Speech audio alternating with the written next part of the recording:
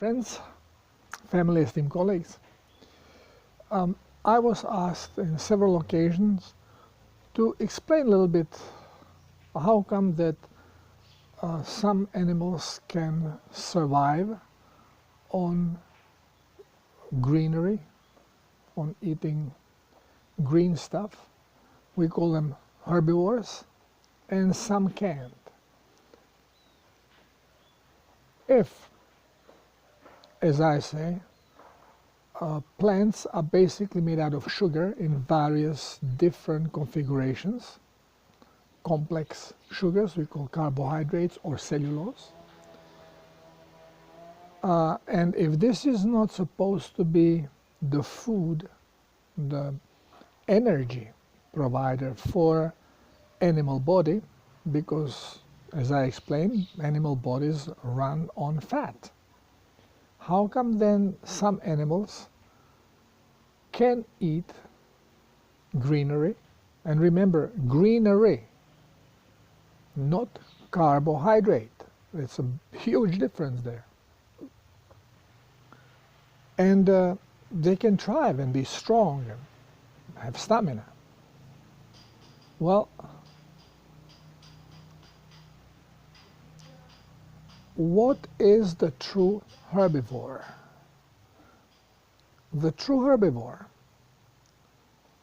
that basically cannot eat meat because it would overly acidify their stomach and not digest because it is alkaline area.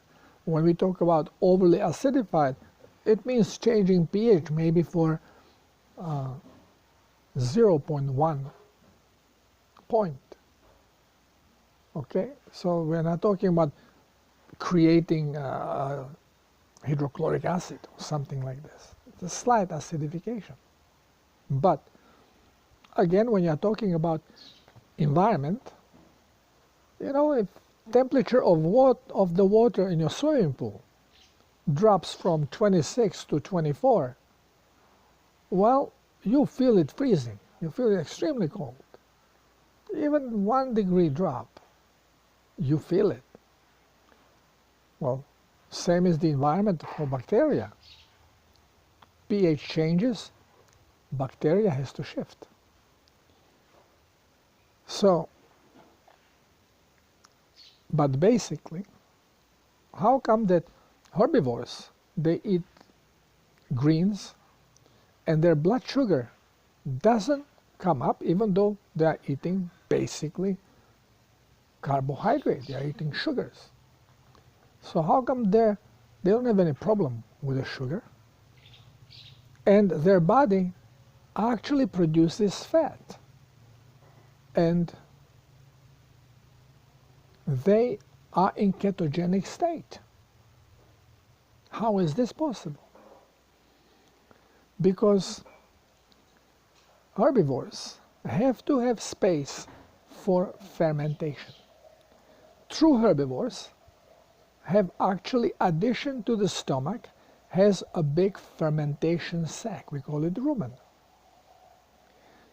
So you can see cows or sheep or goat, they will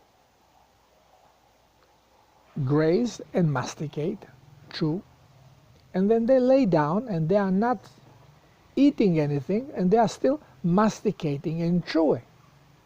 What are they chewing?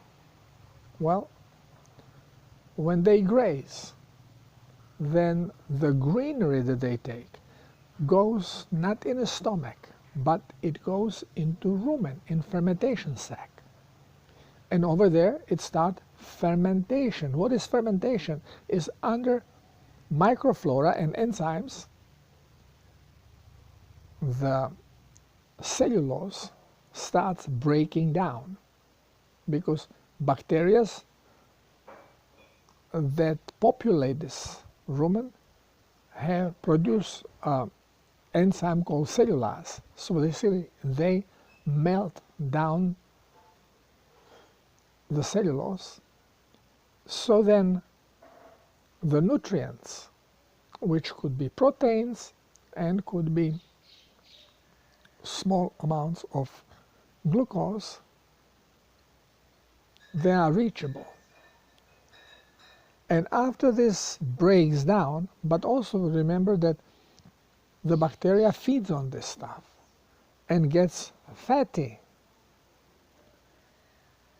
And then this stuff goes back, regurgitates, being chewed again, mixed with saliva, and then it goes not back into rumen, but goes now into original stomach.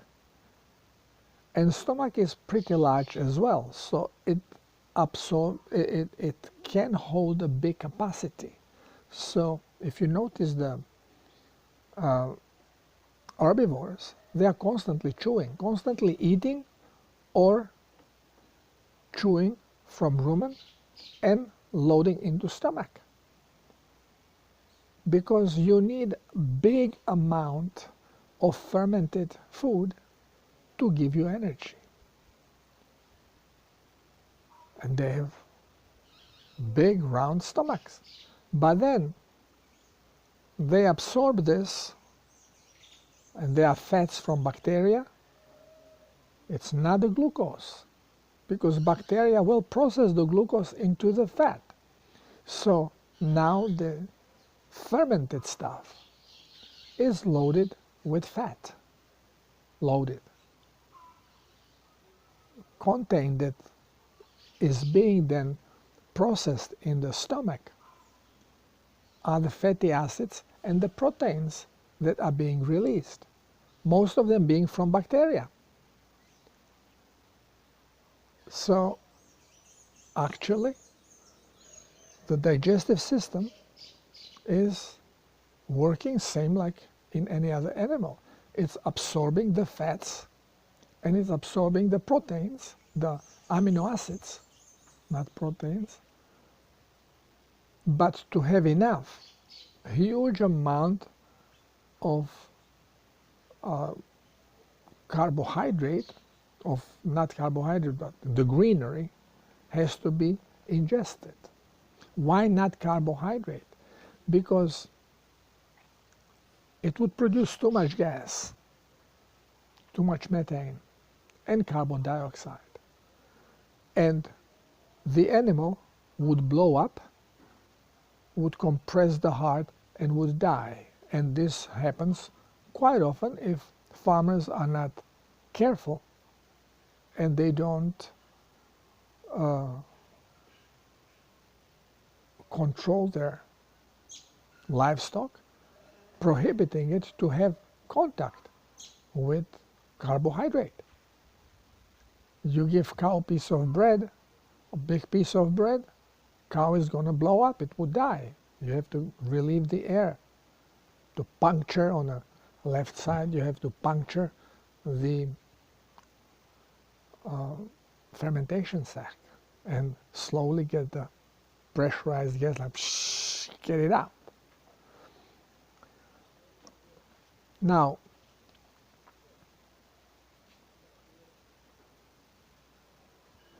we have these herbivores, then we have omnivores and carnivores. Well, carnivores, we know they eat other animals. Strictly, this is their diet. They need not supplement with salt. All they need is drink some water, because meat, animal, flesh is loaded with everything that is needed for this animal to thrive, which means also is loaded with plasma, with electrolytes. So salt is not needed. Plants are not. This is why strict herbivores have to have salt beds or some access where they can fill up on minerals, salts. And every farmer, sheep farmer, goat farmer, cow farmer, knows to give them supplement of salt. Now, when we go into the omnivore section, well, this is a little trickier, because there are some omnivores that we confuse with herbivores. And there are some omnivores that we confuse with carnivores. Let's say a big thing, big confusion is horse. We confuse horse as being herbivore when horse is actually omnivore. Horse can thrive beautifully on animal fats and proteins and does not have to eat grass. And will have much thinner stomach, will be much more elegant, and have much more stamina, because does not digest so much. So energy is left for running, for doing other things. On the other spectrum, when we look at wolf, we think, oh, it's carnivore. It's not carnivore. It's omnivore. But it's on the other side of the omnivore spectrum. Same like a bear. Also, it's not carnivore, it's omnivore. Now, what distinguishes the point, what is carnivore and what is omnivore? Well, carnivore only eats meat. You give them fruit, you give your cat fruit, cat will turn away, unless it is already being programmed by the packaged food and also imitates you, loves you, and that sees you eating, so it wants to try what you are eating. But in wild, you will never see a lion, panther, or tiger munching on fruit. Simply doesn't happen. But dog, yes. Wolf, yes. Well, when it's hungry and there is an apple, we'll eat the apple. We'll eat berries. Same like bear. And when I mentioned that bear is omnivore, that thrives on meat, then of course I have these crazy vegan lunatics saying, no, bear eats berries. Berries are available 1 month during the whole year. And when this omnivore eats berries, actually becomes very hungry and starts hunting more, and it's way more dangerous. And most bad interaction between bear and human are in fall, when it's a season for berries. Because that's the only time when bear is really aggressive. Because it's hot, starving, it's hungry. Not because he doesn't eat enough, but because he eats fruits. And fructose is the drug. It makes you hungry, makes you pick all the time. And just look at people who are carboholics. They are constantly picking on something. And this is what makes them fat. Very often I heard my mother saying, but I eat so little. Yeah, well, when we sit down, she doesn't eat more than anybody else. But while she was cooking, she was picking. And then after we are all done and she goes washing the dishes and there are leftovers, she feels bad to throw them away, so she eats them. Well, of course you're going to get fat. Plus, we are talking about carbohydrate, because this is what we are guided to eat completely incorrectly. No animal in a wild eats carbohydrates. Some worms, that's all. And then some animal tries eating those worms. But no mammal eats carbohydrate in nature, because it's always closed in a cellulose. So even when you eat banana, unless you cook it, if it's raw, you cannot digest it. Just goes through your system and goes out. You cannot break the cellulose fiber, which harbors the glucose. The little sweetness comes from fructose, which is laced, which is a trick of a plant to make you eat this so you distribute the seeds with their food. Your poop then is already broken down carbohydrate, because yes, we do have flora and fauna in our intestines, but we have small stomach, some smaller than others. More you munch on carbohydrates and veggies, the bigger stomach you're going to have. And fermentation will start, but does not have enough time to really break down the cellulose and to release the goodies behind it, because it doesn't linger in the stomach enough. We are not built that way. As soon as stomach alkalizes, it starts opening pyloric valve to get out, proceed with the food into intestine. So we don't ferment in our stomachs.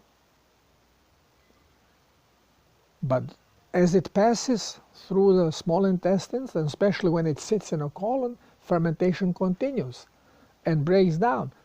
Dogs love to eat human feces. Why? Because it's nutritious. Has more nutrients than the food we have been eating, unless it was cooked.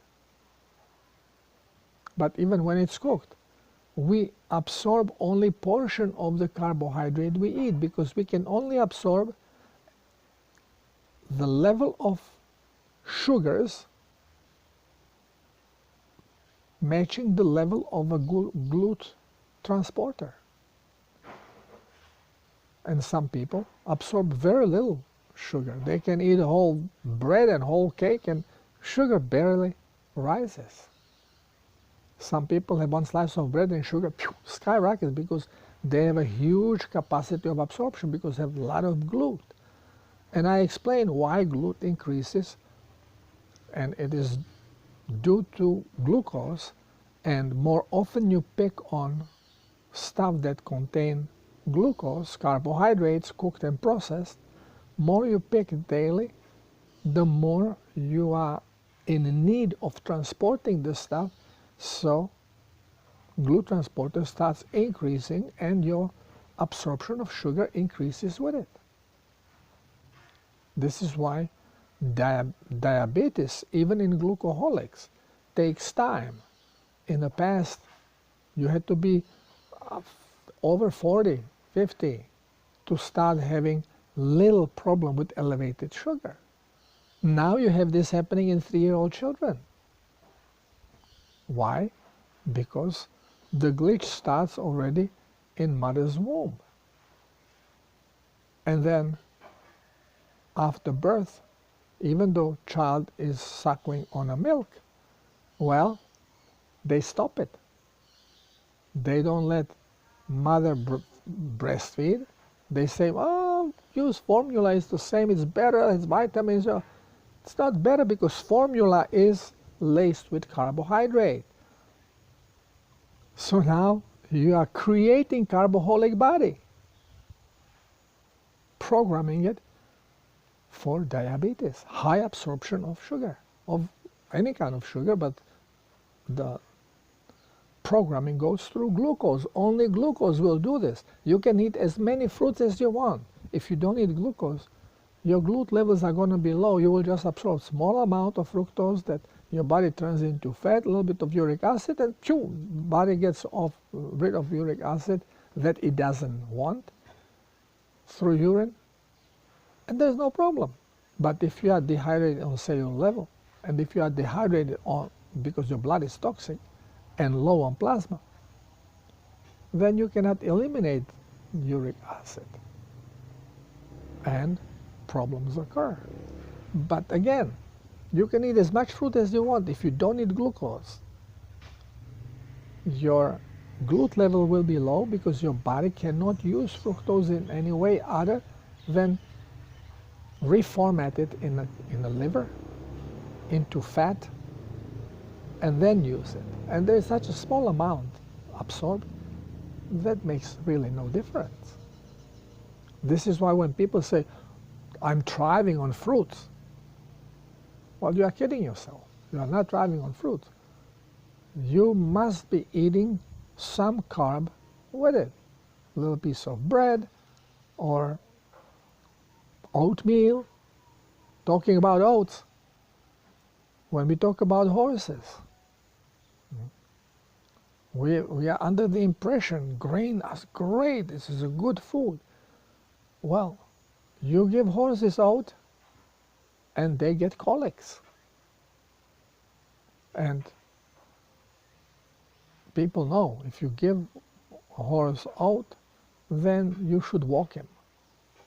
So it moves and gases flow better and farts and no problems. If you don't do that, if horse just stays or lays down, intestine is not as active and it starts blowing up and it gets into terrible colics. I've seen horses smashing their head in a concrete floor from a pain of being bloated because they went into the bin with oats and they ate too much. They can die. Carbohydrate is the worst poison for animals. And all the packaged foods for animals, cat food, dog food, are basically carbohydrate. The cheap stuff, the base is soy flour, and then colors and chemicals that make it tasty. But because it is carbohydrate, it's a sugar, and animals get used to it, and then they don't want to eat other stuff. They want to eat their pellets. And they come up with the same diseases as we do. Achy joints, bad teeth, loss of vision, hair falling off, diabetes, high blood pressure, irregular heartbeat. All this happens with your pets. Would happen with your pork, with your swine, if it would live longer. But you beef it up, again with carbohydrates. You have to give them boiled potato or here boiled bananas to beef them up. If you give them raw potatoes or raw bananas, they stay slim, skinny. You will never ever see a fat wild hog. Never. They are strong, muscular, but they're never fat because they don't eat cooked or processed carbohydrate.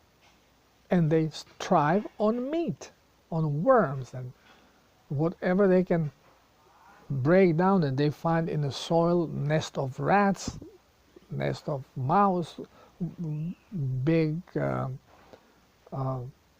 insects. They munch all that stuff. So this is the nutrition. Thinking of us as thriving on vegetables, the only way you can do it is if you process or cook them, because you have to go bypass the cellulose. Many people said, no, sprouts are good because they are not as toxic as seed would be in a growth. Well, they are less toxic, but they are pure cellulose. Except of little juice that you get out of them, you get zilch, nothing. It's like eating paper. You don't benefit from it in any way. They say, oh, it brings energy because in quantum view, we are energetic. Yeah, but this is not a program that runs this body because we actually do not need to eat. We are toroidal energetic field that feeds itself. The only reason why we have to eat, why we have to get older, why we have to get sick, is a belief system that is implanted. And as long as we are running on this system, we have to learn in which way we can slow down the deterioration of this robot. If you can change the system, which we are going to do now when we step into quantum age, and yogis can do it, some yogis, through a lot of training, a lot of time invested, they get handle of it and they change the program. And they can get younger, they can get older, they don't have to breathe, they don't have to eat, and they can just basically disappear and turn into light, into energy, pure energy. We can do the same, only the programming is in our way. And ego runs through the programs. It has to understand the process so it can manifest. So we feed the ego with all the wrong information that we are being provided through our indoctrination system of schools. And of course, our lives are getting miserable. We are full of fear, we don't understand nothing, because the corrupt science is telling us, well, if you cannot see it, if you cannot feel it, if you cannot touch it and smell it, it does not exist. Well, can you feel, touch, smell or taste fear or happiness? You can't. Do they exist or not? Well, you know they do. So science is crap, because it's a fraudulent science. We are being controlled by the Kabbalah. We have been controlled for thousands of years. And this is why, if you rely on information that are coming, doesn't matter from how long time ago, you are being misled. And this is where George Weber is saying Trump is a bad guy. Trump is, planned. He is with the Russians. He's there. It's information that is not coming from the source. It is information that he gets from extraterrestrial. Well, who is this extraterrestrial? He gets it from old scripts. He gets it from time warp machine. This is all manufactured stuff. And this is why 20 years ago, I have left science and I have left this learning through existing material. And I have turned within and get my information directly from the source. Trust my intuition. And then experiment just to make sure. And I have mentioned before that through one of the ayahuascas last year, message was, forget about everything that was ever said or written and that you hear, because it's all laced with lies. Start learning through observation and thinking. What you don't understand, the crucial information will be given to you. This is why we say, it's an old saying, when you are ready, Master appears. Master is the information. It's not the one who carries the information. It is the information. I'm master of nothing. I just provide certain information that was given to me. And I observe. And I experiment. This is why I was vegetarian for 6 months. I was vegan for 3 weeks. This is the worst crap you can do. And most of the time I was omnivore. And a lot of people says, well, Darko, this all makes sense what you say, but I was carnivore for many years and I was feeling always bad, and then I went to eat basically just vegan diet, and I feel better and better and better. And yeah, I supplement this, I have B12, I supplement vitamin C, I supplement. Well, if you are eating great food, you should not be in the need of supplementing. So obviously you are not doing the right thing. And you feel better because you were not carnivore. Because we are all trapped in this eating meat with carbohydrate. I could not have imagined before eating a steak without bread, lamb without the bread, and onion. This is how you eat lamb. Salt, bread, onion, dip in the fat, lamb on a spit. Wow. But the bad thing is that even Ayurveda diet tells you worst thing you can do is combine carbs with meat, because it's like sitting on two chairs at the same time. It completely confuses the body. You don't create enough acids, not enough stomach acid. You cannot really work on this meat properly to break it down. Plus your meat is overcooked, so it's basically coagulated. It has lost its own enzymes. It cannot self-digest.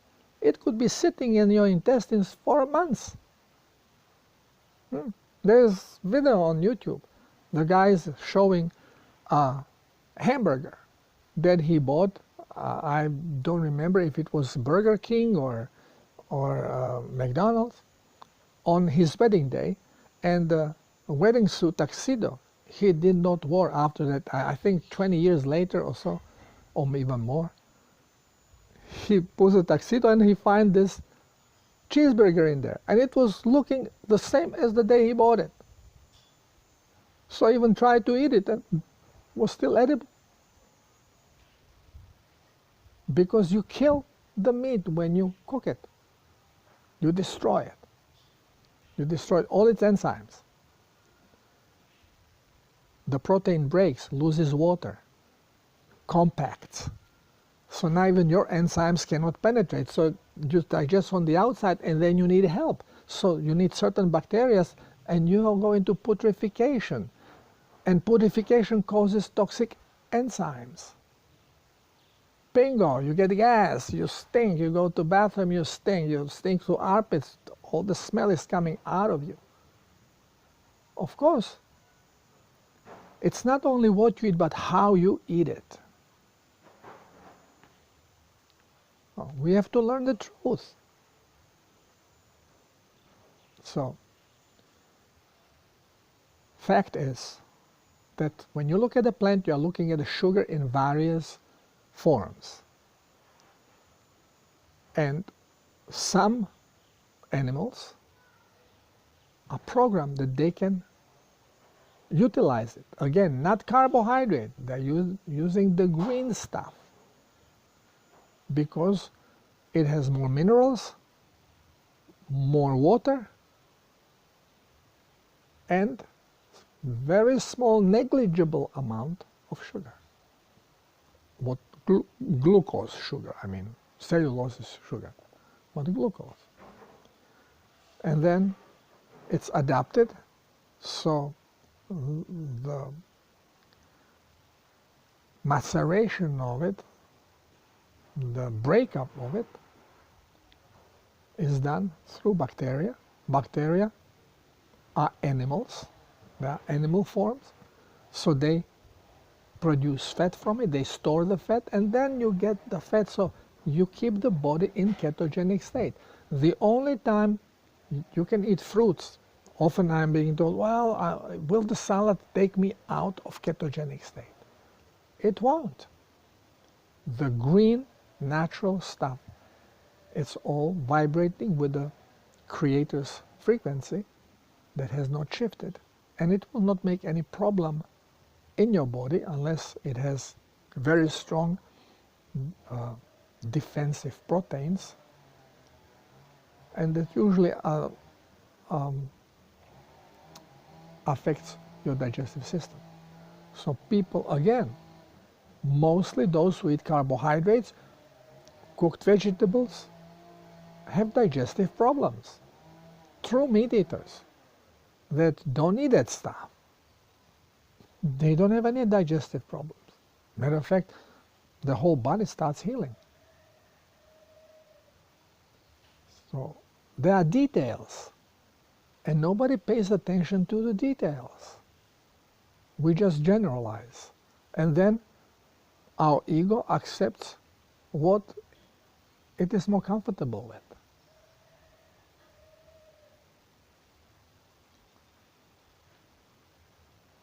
So this is the difference between the digestive systems. Blood group has nothing to do with your digestive system. Yeah, you may have better absorption for certain things than others, but there is nothing good that comes from vegetables. Nothing for a human body.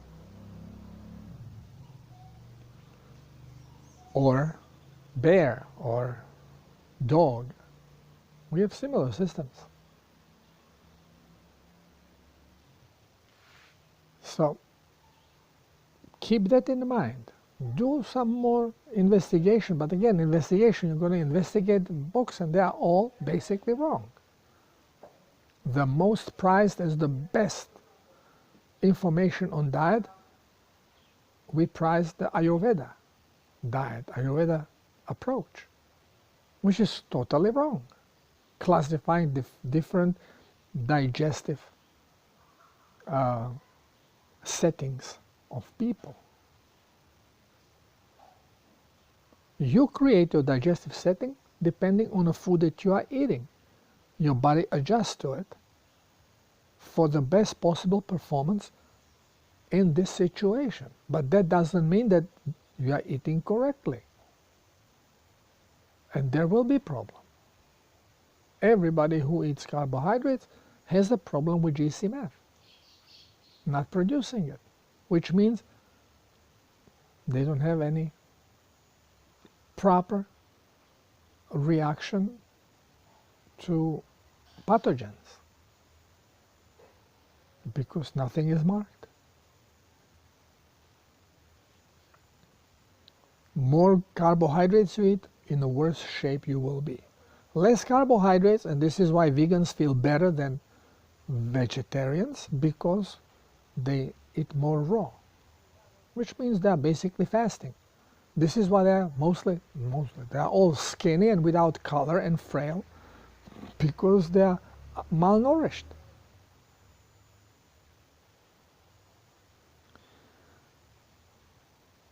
I mentioned once, one chick in England has a fox, proudly saying, "Oh, my fox is vegan." But look at the color of the fox. She is still very young.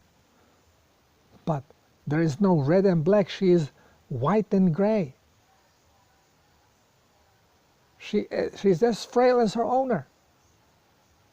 And it will become sick because body is extremely, extremely adaptable. But it cannot hydrate on cellular level. Toxicity, not even on circulatory level, is pretty bad. So slowly, on a cellular level, it is becoming more dehydrated, more toxic, until one day symptom occurs and then the whole body goes into collapse. And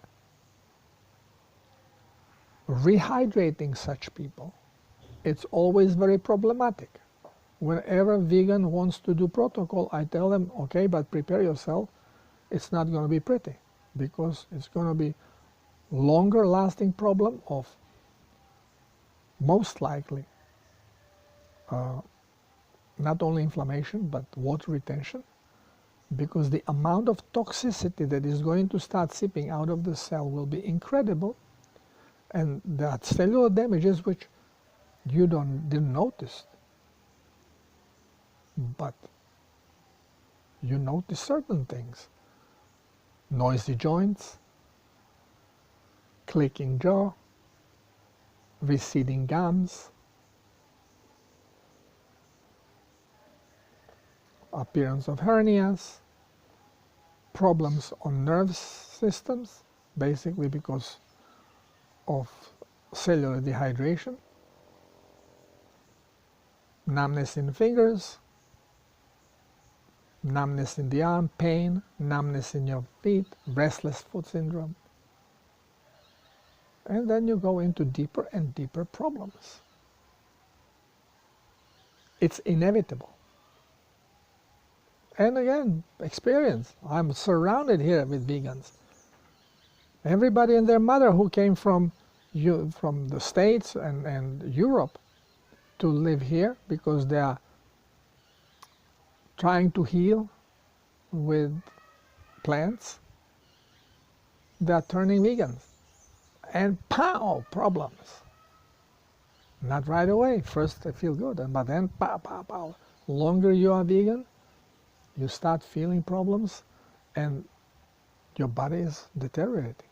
There is no other way around it. Okay, I hope I have explained this, what is happening with the body. And if something has to be still clarified, just please let me know. Thank you for listening. Love you all. Namaste.